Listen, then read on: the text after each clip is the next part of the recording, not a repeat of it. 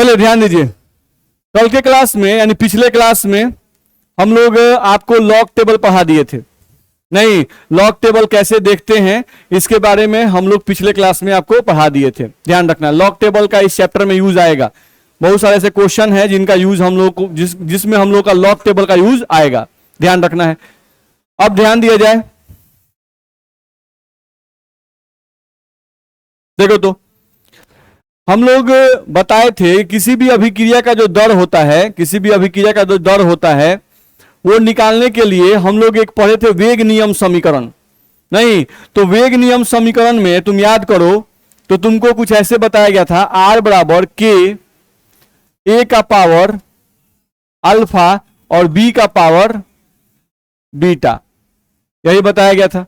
नहीं, अब इसमें ये जो आर है, इस आर को हम लोग जानते हैं अभिक्रिया का दर, इस आर को हम लोग कहते हैं अभिक्रिया का दर, ध्यान रखना है, यानी अभिक्रिया का स्पीड बताएगा, ध्यान रखना है। और ये जो है के, इसको बोलते हैं वेग स्थिरांक।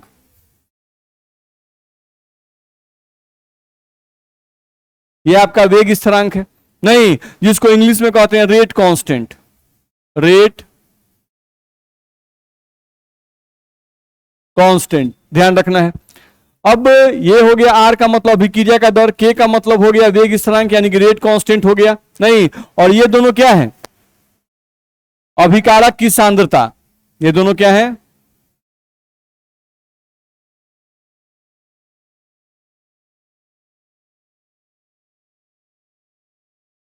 अभिकारक की सांद्रता।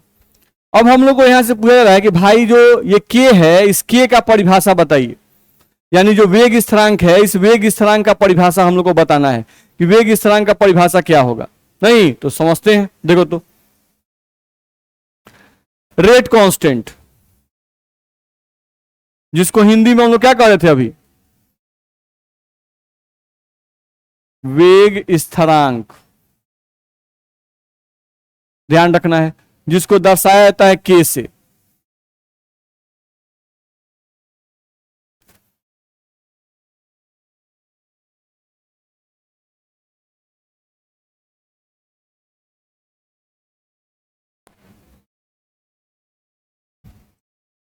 देखा जाए तो रेट कांस्टेंट यानी वेग स्थिरांक की हम लोग बात कर रहे थे, तो थोड़ा समझो।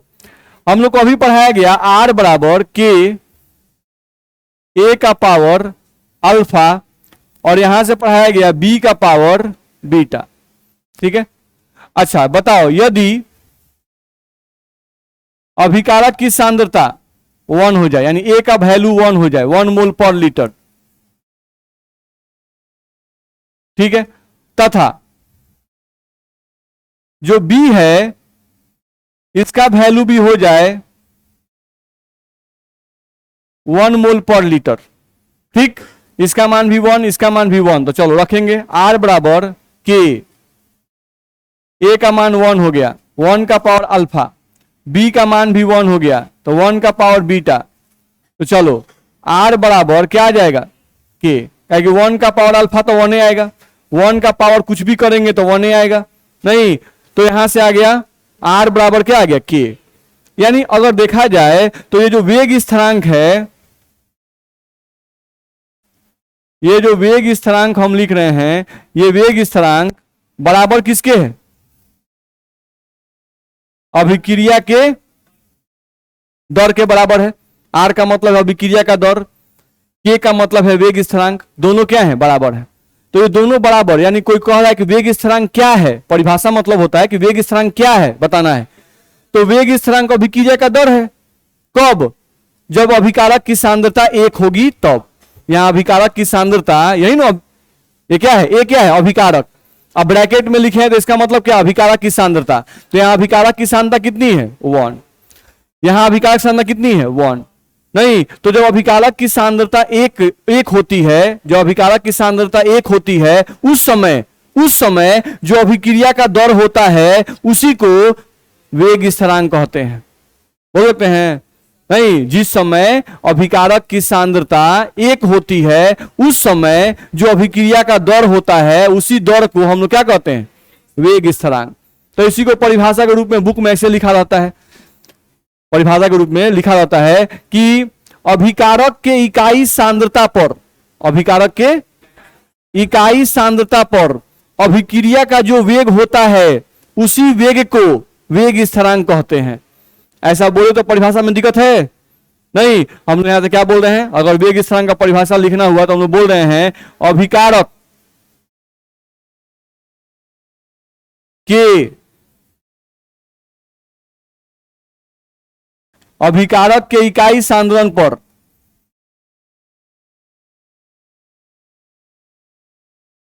अभिक्रिया का जो वेग होता है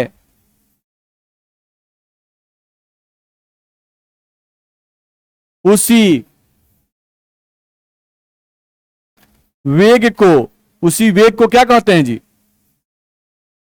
वेग स्थिरांक कहते हैं।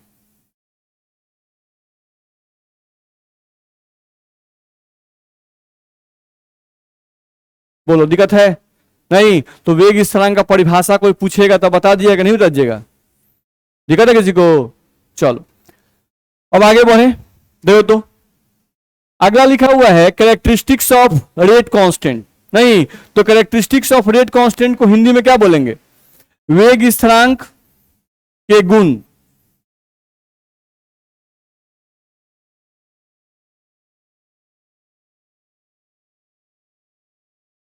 अब वेग स्थिरांक के गुण के बारे में बात कर रहा है, चलो देखा जाए।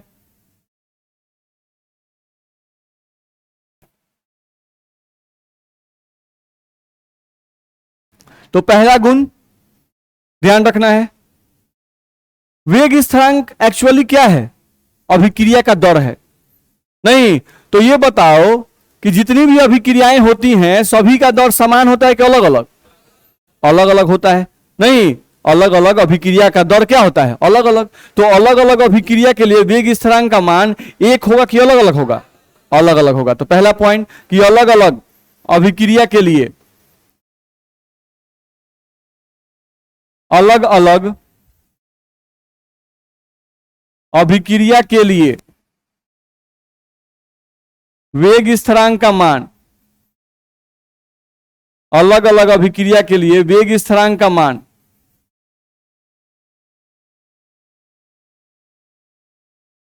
अलग अलग होता है।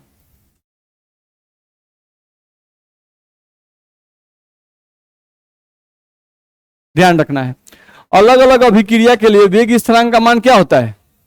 अलग अलग होता है। यह बात हम लोग को ध्यान रखना है, पहला बात। चलो दूसरा बात देखा जाए तो वेग स्थिरांक क्या है? अभिक्रिया का दर। बार बार ये दिमाग में रखना है कि वेग स्थिरांक क्या है? अभिक्रिया का दर। तो अलग अलग अभिक्रिया का दर अलग अलग होता है। कुछ अभिक्रियाएं तीव्र गति से होती हैं, कुछ अभिक्रियाएं धीमी गति से होती हैं। तो अलग अलग अभिक्रिया का दर अगर अलग अलग होता है तो अलग अलग अभिक्रिया के लिए वेग स्थिरांक का मान भी क्या होगा? अलग अलग। ठीक है, ये बताओ कि अगर कोई तुमको अभिक्रिया दिया हुआ है, नहीं कोई अभिक्रिया ए और बी के बीच में अभिक्रिया हो रहा है, ठीक है, तो ए और बी के बीच में अभिक्रिया होने के लिए इंपॉर्टेंट कंडीशन क्या है? कि ए और बी के बीच में टकराव हो। नहीं टकराव जितना ही कस के होगा, सही दिशा में होगा, पर्याप्त मात्रा में ऊर्जा रहेगा, अभिक्रिया उतना ही जल्दी होगा। ऐसा बोला जाता है कि नहीं? बोला जाता है। तो ये बताओ कि ए और बी के बीच में अभिक्रिया हम ए और बी बर्तन में डाल दिए और ए और बी जो है वो आराम से टकरा रहे हैं धीरे से, नहीं, और अभिक्रिया नहीं हो रहा है। तो अभिक्रिया उनके बीच में करवाना है तो हम लोग अगर ताप सप्लाई कर दें तो ताप सप्लाई करने पर अभिक्रिया का वेग बढ़ सकता है कि नहीं बढ़ सकता है?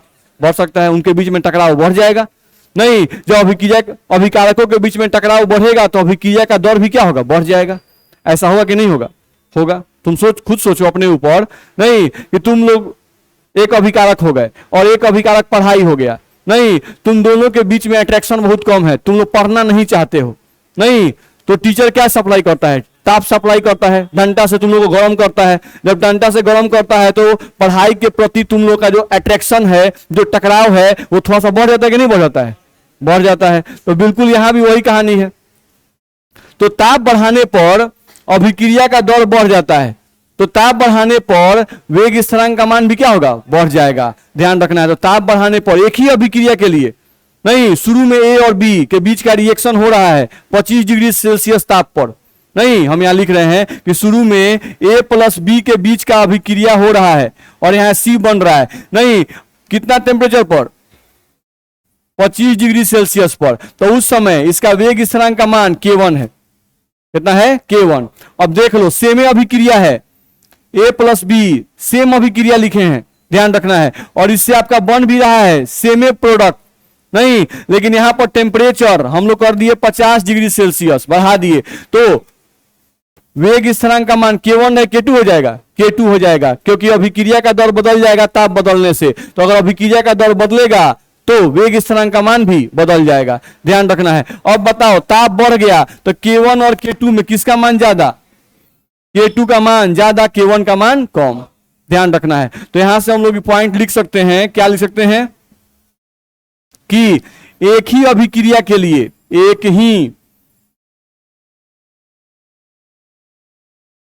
एक ही अभिक्रिया के लिए ताप बढ़ाने पर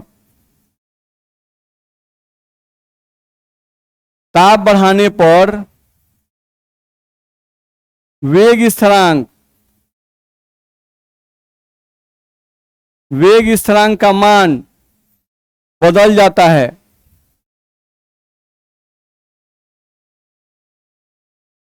ध्यान रखना है, वेग स्थिरांक का मान क्या होता है? बदल जाता है, ध्यान रखना है। सामान्यतः क्या होता है, अगर टेम्परेचर तीर ऊपर का मतलब बढ़ाया जाए तो वेग स्थिरांक यानी K का मान भी क्या होगा? बढ़ जाएगा। ताप बढ़ाएंगे तो वेग स्थिरांक का मान भी मैक्सिमम केस में क्या होता है? बढ़ जाता है। बोलो, इस बात में दिक्कत है किसी को? आगे बढ़े ना, चलो अगले पॉइंट पे आ जाओ। अगला गुण अगर देखा जाए, दो गुण हम लोग देख लिए, तीसरा गुण कहा जाता है कि वेग स्थिरांक का जो मान है यह अभिकारक की सांद्रता पर निर्भर नहीं करता है। ध्यान रखना है, यहाँ पे क्या बोल रहा है? वेग स्थिरांक का मान, वेग स्थिरांक का मान अभिकारक की सांद्रता पर निर्भर नहीं करता है। वेग स्थिरांक का मान अभिकारक की सांद्रता पर निर्भर नहीं करता है। क्यों नहीं निर्भर करता है? क्योंकि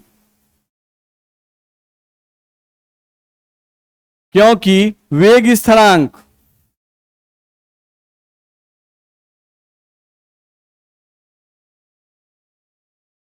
स्थिरांक अभिकारक के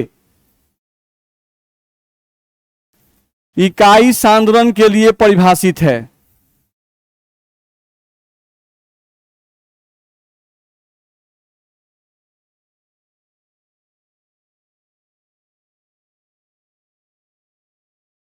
वेग स्थिरांक अभिकारक के इकाई सांद्रण के लिए परिभाषित है, ध्यान रखना है। जैसे एग्जांपल के लिए समझो, मान लो यहां पर आपको दो बर्तन दिए गए हैं। इस बर्तन में आप अभिकारक लिए हैं A प्लस बी, इस बर्तन में भी अभिकारक लिए हैं A प्लस बी। बस अंतर यह है कि यहां पर आप 50 गो A और 50 गो B लिए थे, यहां पर अभिकारक आप ले लिए 100 गो A और 100 गो B। नहीं, अब अगर हम आपको बोलते हैं कि बाबू इस अभिक्रिया के लिए वेग स्थिरांक का मान निकालना है, क्या जी का मान निकालना है? वेग स्थिरांक का मान, इस अभिक्रिया के लिए वेग स्थिरांक का मान निकालना है, वेग स्थिरांक का मान निकालना है। नहीं, तो अगर हमको वेग स्थिरांक का मान इसके लिए निकालना है तो हमको एक बर्तन लेना पड़ेगा और इस बर्तन में से हमको A निकालना पड़ेगा और इस बर्तन में से B निकालना पड़ेगा, और A का कितना मात्रा निकालना पड़ेगा? 1, और B का भी कितना मात्रा? 1, यानी इसका भी 1 मोल पर लीटर और इसका भी 1 मोल पर लीटर निकालना पड़ेगा, नहीं निकालना पड़ेगा? अभिकारक की सांद्रता, अगर वेग स्थिरांक किसी भी अभिक्रिया का अगर वेग स्थिरांक निकालना है तो अभिकारक की सांद्रता कितनी लेनी है? 1। नहीं, तो 1 मोल A और 1 मोल B लेंगे। चलो, इस सेमे अभिकारक है A और B, सेमे अभिकारक है A और B, और तुमसे अब कहें कि बाबू इस अभिक्रिया के लिए बताओ वेग स्थिरांक का मान निकालना है, तो वेग स्थिरांक का मान तुम कैसे निकालोगे? तो तुम कहोगे सर फिर से एक बर्तन ले लीजिए और इस बर्तन में फिर से आप ए निकाल लीजिए, इसमें से ए निकालिए और इसमें से बी निकालिए। ए की मात्रा कितनी रखनी है? 1 मोल पर लीटर, और बी की मात्रा भी कितनी रखनी है? 1 मोल पर लीटर। तो ये बताओ अगर ये अभिकारक और ये अभिकारक दोनों सेम है नहीं, तो इसके लिए जो वेग स्थिरांक का मान आएगा और इसके लिए जो वेग स्थिरांक का मान आएगा वो सेम आएगा, अलग अलग सेम आएगा, क्योंकि यहां भी आप ए और बी की मात्रा 1 मोल पर लीटर 1 मोल पर लीटर लिए हैं और यहां भी ए और बी की मात्रा 1 मोल पर लीटर 1 मोल पर लीटर लिए हुए हैं। नहीं, तो वेग स्थिरांक का मान यहां भी वही आएगा जो यहां पर आएगा। ऐसा बोले तो दिक्कत है क्या? नहीं। तो बताओ अभिकारक की सांद्रता पहले 50-50 थी यानी 100 थी और यहां पर 200 हो गई है, तो क्या अभिकारक की मात्रा बढ़ा देने से इस अभिक्रिया का वेग स्थिरांक अलग आएगा और इस अभिक्रिया का वेग स्थिरांक अलग आएगा? नहीं, सेम आएगा। दोनों का वेग स्थिरांक का मान क्या आएगा? सेम आएगा। हाँ, वेग स्थिरांक का मान अलग अलग आता। कब अलग अलग आता? जब यहां पर अभिकारक ए प्लस बी लिए हैं नहीं, और यहां पे अभिकारक सेम नहीं लेकर कोई और ले ले, नहीं सी प्लस डी ले लिए नहीं, तो इनके बीच का अभिक्रिया का स्पीड बढ़ेगा, तो निश्चित रूप से अभिक्रिया का वेग स्थिरांक का मान भी क्या होगा? बदल जाएगा। कुछ दिमाग में बात जा रहा है कि नहीं? चलिए, तो ये सब पॉइंट हम लोग को ध्यान रखना है। तो और कोई पूछता है कि वेग स्थिरांक का मान अभिकारक की सांद्रता पर निर्भर करता है? तो नहीं, नहीं। क्यों नहीं निर्भर करता है? क्योंकि वेग स्थिरांक अभिकारक के इकाई सांद्रण के लिए परिभाषित है। ध्यान रखना है, एक ही अभिक्रिया के लिए आप अगर अभिकारक की सांद्रता बढ़ा देते हैं तो उससे वेग स्थिरांक के मान पे कोई प्रभाव नहीं पड़ेगा। चलो, तो यहां से हम लोग ये देख लिए, अगले पॉइंट पे आ जाओ। चौथा पॉइंट हम लोग कहा जाता है कि वेग स्थिरांक जो है इसकी इकाई, वेग स्थिरांक की इकाई नहीं, तो वेग स्थिरांक की इकाई अभिक्रिया की कोटि पर निर्भर करती है। क्या बोल रहा है ये? वेग स्थिरांक की इकाई अभिक्रिया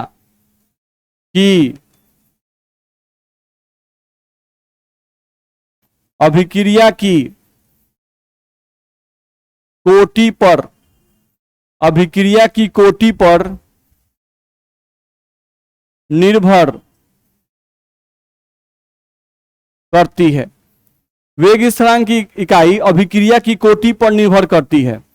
अलग अलग अभिक्रिया की कोटि के लिए, अलग अलग अभिक्रिया की कोटि के लिए, अलग अलग अभिक्रिया की कोटि के लिए वेग स्थिरांक का मान, वेग स्थिरांक का मान अलग अलग आएगा। अलग अलग अभिक्रिया की कोटि के लिए वेग स्थिरांक का मान बोल रहे हैं। वेग स्थिरांक की इकाई, वेग स्थिरांक की इकाई अलग अलग आएगी। ध्यान रखना है।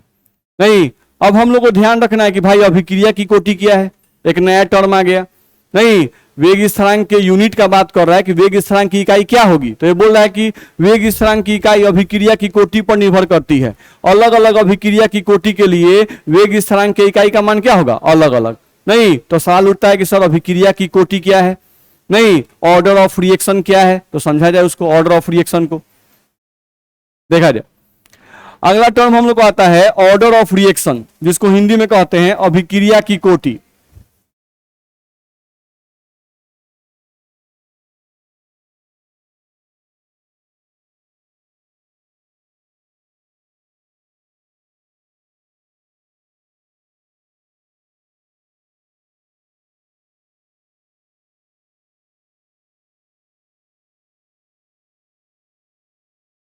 समझो, अब अभिक्रिया की कोटि किसे कहते हैं, ऑर्डर ऑफ रिएक्शन किसे कहते हैं?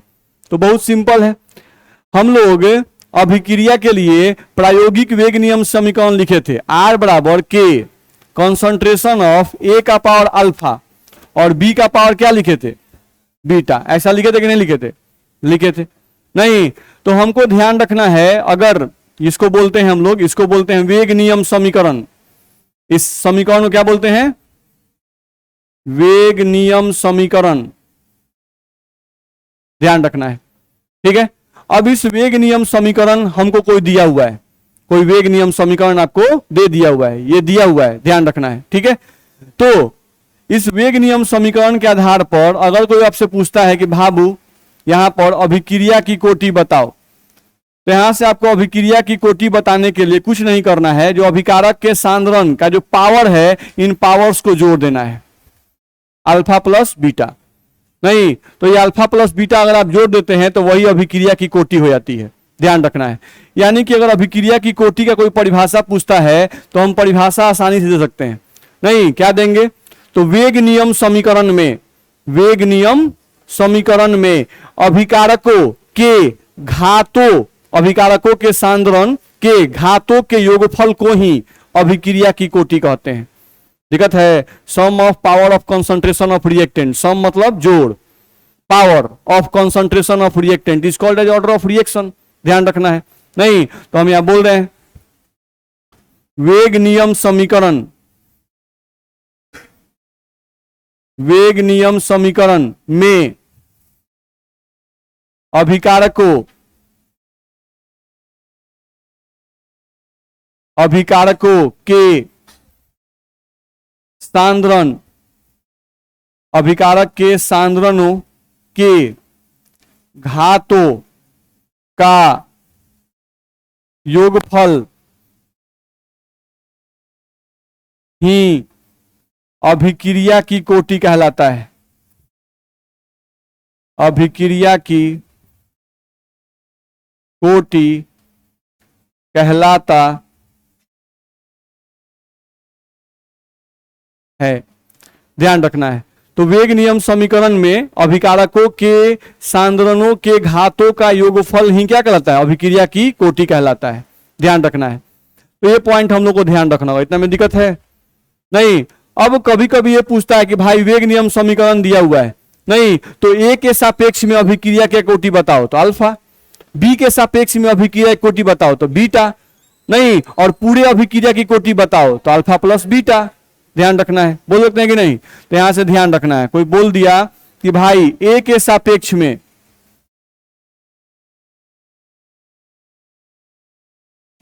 ए के सापेक्ष में अभिक्रिया की कोटि कोई बोल दिया, तो ए के सापेक्ष में अभिक्रिया कोई कोटि बोलेगा तो अल्फा। अगर कोई बोल दिया आपसे कि भाई बी के सापेक्ष में अभिक्रिया की कोटि बताओ तो क्या लिखेंगे? बीटा। बोलो, दिक्कत है? नहीं, तो ये आपको लिखना चाहिए। और अगर पूरे अभिक्रिया की कोटि पूछेगा तो अल्फा प्लस बीटा, दिक्कत है? नहीं। चलो, दूसरा पॉइंट ये ध्यान रखना कि अगर मान लो हम लोग को यहां से दिया हुआ है R बराबर के और अभिकारक का सांद्रण, तो मान लेते हैं अभिकारक मतलब R का सांद्रण हो गया हम लोग का, कॉन्सेंट्रेशन ऑफ R हो गया, और पावर जो हो गया वो अल्फा प्लस बीटा।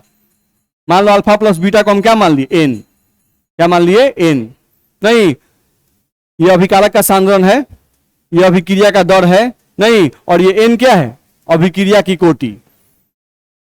क्योंकि वेग नियम समीकरण में अभिकारक के सांद्रण जो होते हैं उनका जो पावर होता है वही अभिक्रिया की कोटि होती है। तो मान लो यहाँ पे अभिकारक एक है, नहीं अभिकारक एक ही है, तो उसका जो पावर होगा वही अभिक्रिया कोटि कहलाएगा। अगर दो गो अभिकारक होता तो उन दोनों का पावर जोड़ते और उसको अभिक्रिया कोटि बोलते। एक गो अभिकारक है तो इसका जो पावर होगा वही अभिक्रिया की कोटि कहलाएगी। इसमें दिक्कत है? नहीं। तो यहां पर हम लोग का N जो है ये अभिक्रिया की कोटि है, ठीक है।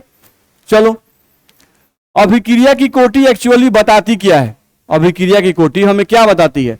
तो अभिक्रिया की कोटि हमें बताती है कि अगर अभिकारक की सांद्रता हम लोग बढ़ाते हैं या अभिकारक की सांद्रता घटाते हैं तो अभिकारक की सांद्रता बढ़ने या घटने से अभिक्रिया का दर कैसे प्रभावित होता है।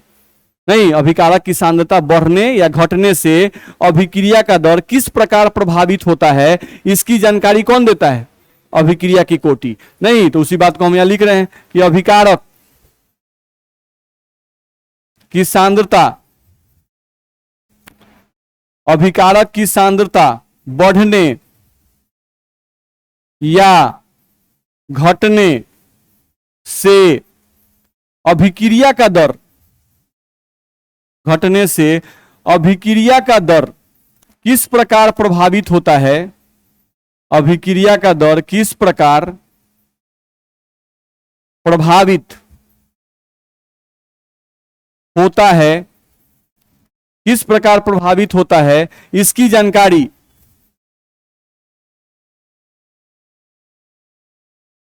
जानकारी अभिक्रिया की कोटि से प्राप्त होती है, अभिक्रिया की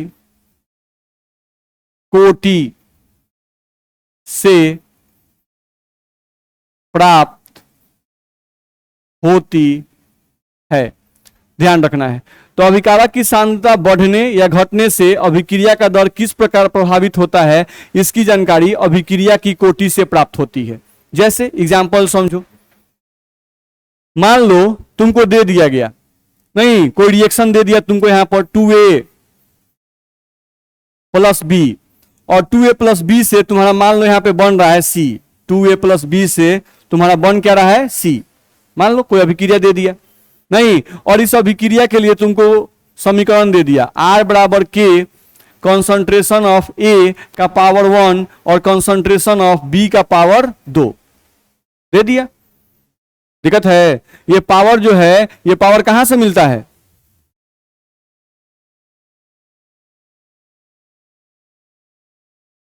एक्सपेरिमेंट से मिलता है।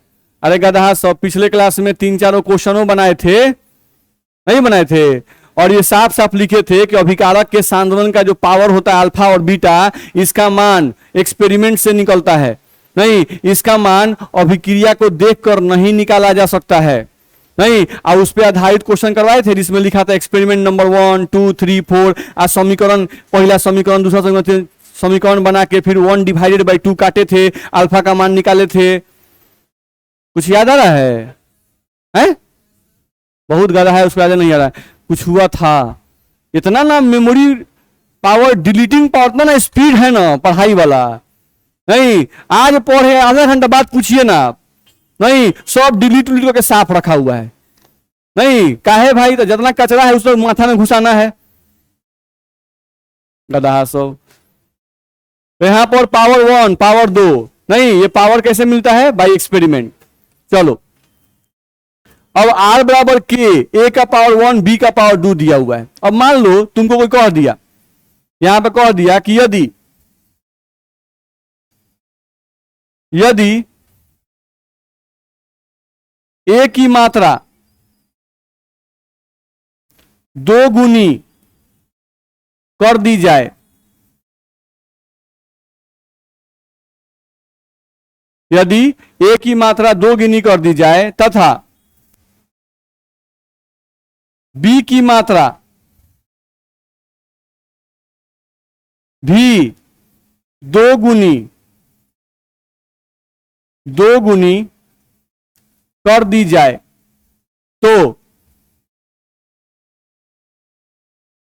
अभिक्रिया का दर बताएं।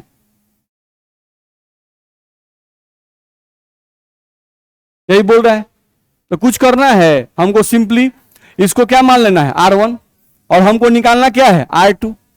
नहीं चलो K, क्या K का मान भी बदलेगा क्या? अभिकारक की सांद्रता बदल रहे हैं तो K का मान बदल जाएगा? नहीं, पढ़ा चुके हैं अभिकारक की सांद्रता से K का मान प्रभावित नहीं होता है। तो यहां से R2 बराबर K। चलो A का वैल्यू कितना कर दिया गया है? 2 गुना, तो हम यहां लिख रहे हैं 2A का पावर कितना? 1।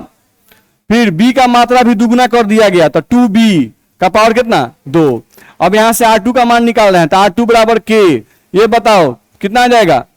2A, आई कितना आ जाएगा? 4B स्क्वायर आएगा। चलो इसको ऐसे लिख रहे हैं, थोड़ा ध्यान दो। R2 बराबर K, आई 4 दूना 8, तो देखो हम यहाँ 8 लिख रहे हैं, दिक्कत है? 4 दूना 8, गुना ए ऐसा ही रहने दिए और यहां पर क्या लिख दिए बी, बी का पावर कितना 2। इतना में दिक्कत नहीं। ये कौन था समीकरण नंबर 1 था, ये कौन था समीकरण नंबर 2 था। अब क्या करें 1 और 2 को डिवाइड कर दें, 1 और 2 को डिवाइड किए तो यानी R1 बटा क्या करना है R2। चलो R1 का मान लिखते हैं, तो R1 का मान है K, A का पावर 1 और B का पावर 2 बटा R2 का मान लिखते हैं K गुना 8 गुना A का पावर 1 और B का पावर 2, B का पावर 2 कट गया, A का पावर 1 कट गया, K से K कट गया, R1 बटा R2 बराबर क्या आ गया 1 बटा 8। इसको इधर भेजो और इसको इधर भेजो तो R2 बराबर R1 गुना 8। नहीं, यानी कि अभिक्रिया का दर पहले के सापेक्ष में पहले रेट R1 था, नहीं अब कितना हो गया 8 गुना बढ़ गया, यानी R2 का मान कितना गुना बढ़ गया 8 गुना बढ़ गया। तो ये 8 गुना कैसे निकला, ये पावर से निकला जी, समझ में आ रहा है। नहीं तो आपको समझना होगा कि यहां पर जो अभिक्रिया की कोटि है, ये जो पावर है, ये पावर हमें क्या जानकारी देते हैं, तो ये जानकारी देते हैं कि अभिकारक का सांद्रता अगर बढ़ाइएगा तो अभिक्रिया का दर कितना तेजी से बढ़ेगा। नहीं तो अभिकारक का सांद्रता हम दोनों का मात्रा कितना कर दिए थे 2 गुना, तो अभिक्रिया का दर पहले के सापेक्ष में कितना गुना बढ़ गया 8 गुना बढ़ गया। कुछ समझ में आ रहा है कि नहीं आ रहा है, तो ये सब पॉइंट ध्यान रखना होगा। आगे बढ़ सकते हैं, चलो चलो यहां से हम देखें अगर तो थोड़ा सा पीछे आ जाए, दूसरे पॉइंट पे आ जाए। देखो तो यहां से हमको कहा जा रहा है कि अभिक्रिया की कोटि हम लोग को समझ में आ गया कि भाई अभिक्रिया की कोटि कितनी होगी। अब यहां से कह रहा है कि अभिक्रिया की कोटि जो है, अभिक्रिया की कोटि का मान, अभिक्रिया की कोटि का मान 0 भी हो सकता है, 1 भी, 2 भी, 3 भी, या हम लोग का फ्रैक्शनल भी हो सकता है, या फ्रैक्शनल। नहीं तो फ्रैक्शनल का मतलब 1/2, 3/2, नहीं 4/3, कुछ भी हो सकता है, ध्यान रखना। या फ्रैक्शनल भी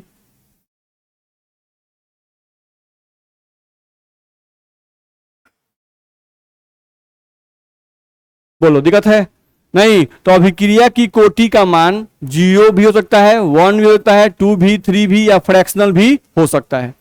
इतना में दिक्कत है नहीं। तो अभिक्रिया की कोटि निकलती कैसे है एक्सपेरिमेंट से।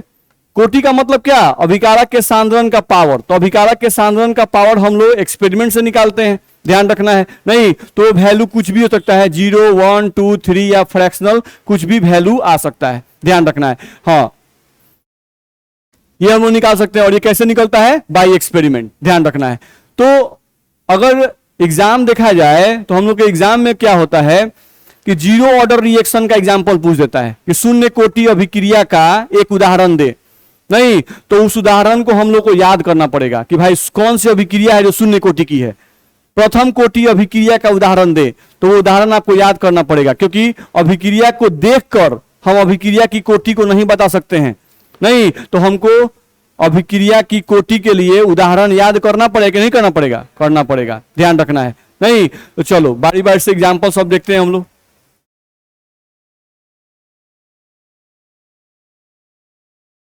देखा जाए यहां पे लिखा हुआ है example of 0 order reaction. 0 order reaction का एग्जाम्पल हमको देखना है। नहीं तो 0 ऑर्डर रिएक्शन यानी हिंदी में क्या बोलेंगे, शून्य कोटि की अभिक्रिया। यहां पे हम लोग बोलेंगे, और इसको तो बोलेंगे शून्य कोटि की अभिक्रिया का उदाहरण। शून्य कोटि की अभिक्रिया का उदाहरण हमको देखना है। नहीं सिंपल है। तो पहला एग्जांपल दिया हुआ है decomposition of ammonia in presence of catalyst. नहीं अमोनिया, ध्यान से देखना क्या लिखा हुआ है, अमोनिया। अमोनिया का क्या लिखा हुआ है, डिकम्पोजिशन। नहीं इन प्रेजेंस ऑफ क्या लिखा हुआ है, कैटलिस्ट। नहीं यानी हिंदी में लिखें तो लिखेंगे उत्प्रेरक की उपस्थिति में, उत्प्रेरक की उपस्थिति में अमोनिया का विघटन, अमोनिया का विघटन ध्यान रखना है। उत्प्रेरक की उपस्थिति में अमोनिया का विघटन ध्यान रखना है। तो ये जो हम लिखे एग्जाम्पल, ये कौन से कोटि का है? जीरो ऑर्डर रिएक्शन, यानी शून्य कोटि अभिक्रिया का ये एग्जाम्पल है। ठीक है, तो जैसे एग्जाम्पल देखो, हम लोग अमोनिया लिखते हैं NH3 नहीं, और यही NH3 जो है, यही NH3 आपका टूट जाता है N2 में और प्लस 3H2 में। यहां बैलेंस करने के लिए 3 लगा देते हैं, और यहां उत्प्रेरक यूज किया जाता है मोलिब्डेनम, और यूज किया जाता है मोलिब्डेनम, ध्यान रखना है। तो यहां से हम लोग केयर करें तो 2 लगाएंगे, 2 बोले हैं 3 लगा दिए, 2NH3। अब बैलेंस हो गया ना, बहुत खुशी की बात है।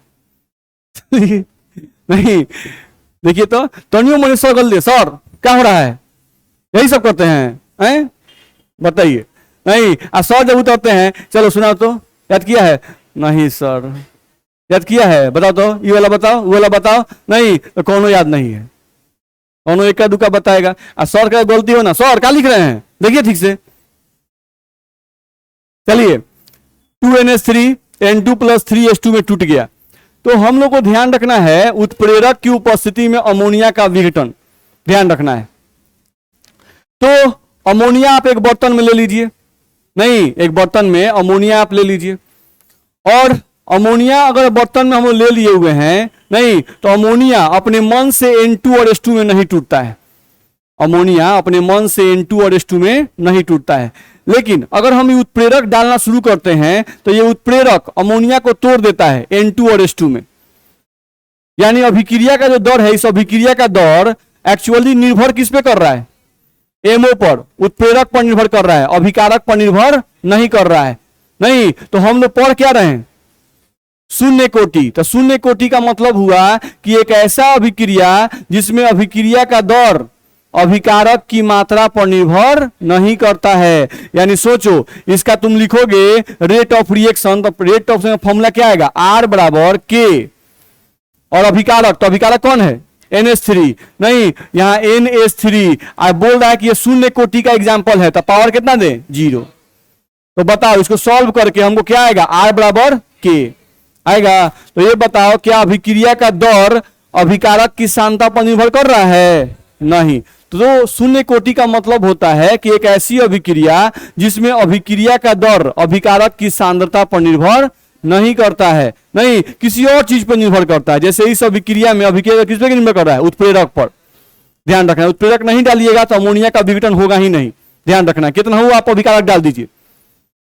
बोलो, इस बात में दिक्कत है? अगला देखो क्या लिखा हुआ है, फोटोसिंथेसिस ऑफ HCl। नहीं, फोटोसिंथेसिस ऑफ HCl यानी HCl का प्रकाश संश्लेषण।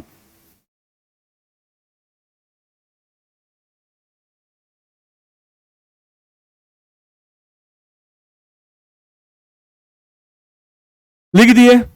अब देखो तो HCl कैसे बनता है जी? तो H2 से और Cl2 से।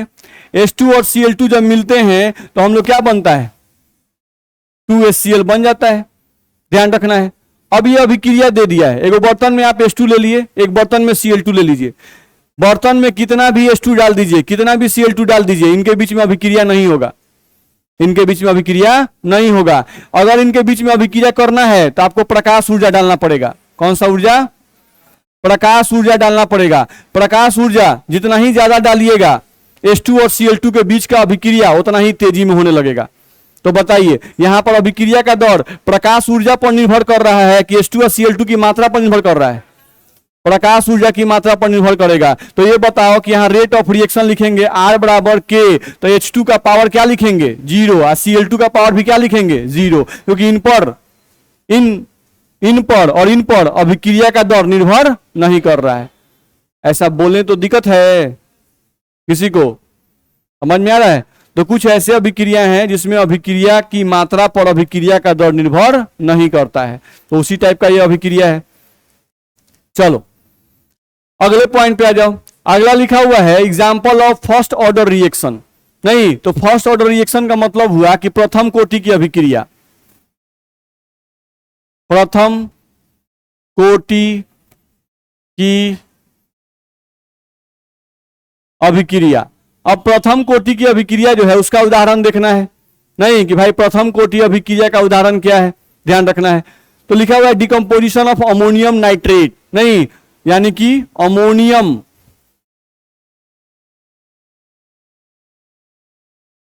नाइट्रेट का विघटन। अब अमोनियम नाइट्रेट का जो विघटन है ये बड़ा इंपॉर्टेंट एग्जाम्पल है, ध्यान रखना है, क्योंकि हम लोग के आपके बोर्ड एग्जाम में जनरली जीरो ऑर्डर और फर्स्ट ऑर्डर यही एनसीईआरटी में दिया हुआ है, नहीं तो आपको जीरो ऑर्डर का एग्जाम्पल याद चाहिए और फर्स्ट ऑर्डर का एग्जाम्पल याद चाहिए। सेकेंड ऑर्डर का सिर्फ एग्जाम्पल दिया है, लेकिन सेकेंड ऑर्डर का डिटेलिंग नहीं पढ़ना है, डिटेलिंग पढ़ना है सिर्फ जीरो ऑर्डर का और फर्स्ट ऑर्डर का। सेकेंड ऑर्डर का एक एग्जाम्पल हम लोग को बस दिया हुआ है, फ्रैक्शनल ऑर्डर का भी एग्जाम्पल एक दिया हुआ है, तो एग्जाम्पल हम लोग पढ़ेंगे, लेकिन डिटेलिंग किसे के पढ़ना है, जीरो ऑर्डर और फर्स्ट ऑर्डर, ध्यान रखना है, जीरो ऑर्डर और फर्स्ट ऑर्डर। हाँ, अगर बोर्ड एग्जाम की बात करें तो बोर्ड एग्जाम में आज तक कभी भी सेकेंड ऑर्डर थर्ड ऑर्डर का आपको एग्जाम्पल भी नहीं पूछा गया है, बोर्ड में भी जनरली जीरो ऑर्डर और फर्स्ट ऑर्डर का ही एग्जाम्पल पूछा गया है, ठीक है। चलो, तो अमोनियम नाइट्रेट का विघटन, अमोनियम नाइट्रेट NH4NO2 लिखा गया। अब अगर इसको देखा जाए तो अमोनियम नाइट्रेट जो है ये एक अनस्टेबल कंपाउंड है, इसको तोड़ने के लिए हमको अलग से एनर्जी नहीं देना है, कुछ नहीं देना है। अमोनियम नाइट्रेट अगर कहीं बनेगा तो ये ऑटोमेटिक टूट जाता है। कौन सी में भाई, तो देखो नाइट्रोजन कई गो है, 2 गो, तो N2 बना दो, बाकी जो बच गया उससे पानी बना दो, बाकी जो बच गया उससे क्या बना दो, पानी। तो पानी का फॉर्मूला क्या होता है, H2O। अब इसको बैलेंस कर दो, नहीं तो N2 गो था तो N2 तो बन गया, नहीं हाइड्रोजन कई गो है, 4 गो, तो यहाँ क्या लगा दें, 2, तो देख लो 4 गो हाइड्रोजन इधर हो गया और 2 गो ऑक्सीजन भी हो गया, तो इधर भी 2 गो ऑक्सीजन है कि नहीं है, है। तो अमोनियम नाइट्रेट टूटता है N2 + 2H2O में, ध्यान रखना ये एक अनस्टेबल कंपाउंड है। कैसा कंपाउंड है, अनस्टेबल कंपाउंड, नहीं तो जैसे ही ये बनेगा N2 + H2O में टूट जाएगा, ध्यान रखना है। तो यहां पर अगर इसका रेट ऑफ रिएक्शन लिखेंगे, बोलो क्या लिखें, R = K NH4NO2 का पावर कितना लिखेंगे, 1। बस समझ आ रहा है, इसका मतलब ये बोल रहा है कि NH4NO2 नहीं की मात्रा पर अभिक्रिया का दर निर्भर करेगा, नहीं क्योंकि यहां पावर 0 नहीं है। हिलो, थोड़ा हिलो, जब भी नींद आए ना तो हिलना डुलना सीखिए आप लोग भी, जैसे नींद आए तो पोजीशन चेंज कीजिए, अस्थिर मत हो जाइए, नहीं कभी बेड पर हाथ क्या कहते हैं उस पर, कभी बुक पर हाथ रख लीजिए, कभी तनी मुड़ सर हिलाइए, तनी कुछ कुछ कीजिए तो आपको नींद नहीं लगेगा। नहीं आप लोग का हाल है, देखिए देह हाथ इतने लगा, हाँ मतलब वो उपाय है, नहीं अभी नहीं कि नींद आ रहा है तो अस्थिर हुए हैं, अब धीरे धीरे ले गए आंख बंद करने, नहीं तो वैसे नहीं करना है। नींद आ रहा है तो पोजीशन चेंज कीजिए, बस में रहे, पीछे बैठे हैं तो आगे चले जाइए, बस में रहे, पीछे बैठे हैं तो आगे चले जाइए। बहुत लोग जो आगे बैठे हैं थोड़ा सा पीछे बेंच में बैठ जाइए, थोड़ा सा चेंज कीजिए, थोड़ा नींद भागेगा। नहीं उससे भी नहीं हो रहा है तो चुपचाप क्लास से बिना बताए धीरे से निकल जाइए, जाके चेहरा धो के चले आइए, बस में रहे। ये नहीं कि उपाय लगाए हुए हैं सोने का, सर मत देखे, सर मत देखे, एक सबकी मार लेगा गए, हम जो पढ़ाएंगे कुछ बुझेबे नहीं करेगा। R = K NH4NO2 का पावर 1, तो अगर NH4NO2 का पावर 1 आया तो इसका मतलब हुआ कि अगर अमोनियम नाइट्रेट की मात्रा हम बढ़ाएंगे तो अभिक्रिया का दर भी बढ़ेगा, नहीं और ये कैसे बढ़ेगा, तो 1 पावर है, इसका मतलब हुआ अगर ये 2 गुना बढ़ाएंगे तो अभिक्रिया का दर भी 2 गुना बढ़ेगा, अगर इसको 4 गुना बढ़ाएंगे तो अभिक्रिया का दर भी 4 गुना बढ़ेगा, नहीं यानी यहां अभिक्रिया का दर अभिकारक की सांद्रता के समानुपाती है। समानुपाती का मतलब हो गया कि जितनी मात्रा से अभिकारक की सांद्रता बढ़ाइएगा अभिक्रिया का दर भी उतनी ही तेजी से बढ़ जाएगा। ठीक, यहां आइए, डिकम्पोजिशन ऑफ H2O2, नहीं तो H2O2 का टूटना, हाइड्रोजन पेरोक्साइड, नहीं H2O2, तो H2O2 भी कैसा कंपाउंड है, अनस्टेबल कंपाउंड है, नहीं हाइड्रोजन पेरोक्साइड। तो जब भी किसी के नाम में पेरोक्साइड आए समझ जाओ कि वो कंपाउंड कैसा है, अनस्टेबल। तो ये अनस्टेबल कंपाउंड है, ये भी टूट जाता है पानी में H2O प्लस O2 में, बैलेंस करोगे तो यहाँ 2 आ जाएगा, बैलेंस करोगे तो यहाँ भी 2 आ जाएगा, ध्यान रखना है। नहीं तो H2O2 टूटता है 2H2O प्लस O2 में, ये अनस्टेबल है, पानी स्टेबल है, ऑक्सीजन स्टेबल है, ध्यान रखना है। नहीं तो यहां भी अगर अभिक्रिया का दर लिखोगे तो R बराबर K और कंसंट्रेशन ऑफ H2O2 का पावर कितना 1। नहीं तो पावर 0 नहीं आया, 1 आ गया, तो इसका मतलब हुआ कि यहां पर अभिक्रिया का दर अभिकारक की सांद्रता पर निर्भर करेगा। दिक्कत है, ये ध्यान रखना है। चलो example of second order reaction. नहीं तो लिखा हुआ है डिसोसिएशन का स्पेलिंग गलत लिखा हुआ है, यहां पर आई होगा। डिसोसिएशन ऑफ HI यानी HI का विघटन। नहीं तो HI का विघटन लिखा हुआ है, देखो 2HI टूटा है कौन सी में, H2 प्लस I2 में, और अभिक्रिया का दर देखो क्या लिखा है K, HI का पावर कितना 2। तो यहां पर भी अभिक्रिया का दर अभिकारक की सांद्रता पर निर्भर करेगा कि नहीं करेगा, करेगा। लेकिन यहां पावर 1 नहीं है, पावर 2 है। इसका मतलब हुआ कि अगर अभिक्रिया का दर 2 गुना बढ़ाओगे नहीं तो रेट ऑफ रिएक्शन 4 गुना बढ़ जाएगा, ध्यान रखना है, बहुत सिंपल सी बात है। सेम एज सेकेंड ऑर्डर के बाद आता है कौन सा, थर्ड ऑर्डर रिएक्शन। नहीं तृतीय कोटि अभिक्रिया, तो थर्ड ऑर्डर रिएक्शन का एग्जांपल देखो 2NO प्लस O2 क्या बन रहा है 2NO2। रेट ऑफ रिएक्शन को ध्यान से देखो, R बराबर K, NO का पावर कितना है 2 और O2 का पावर कितना होगा 1। नहीं तो अगर अभिक्रिया का कोटि यहां निकालोगे तो अभिक्रिया का कोटि कितना आएगा 3 आएगा, 2 + 1, अभिक्रिया की कोटि का वैल्यू आ जाएगा 2 + 1 बराबर 3। तो ये सब एग्जाम्पल तुमको कम से कम एक एक एग्जाम्पल सबका याद करना पड़ेगा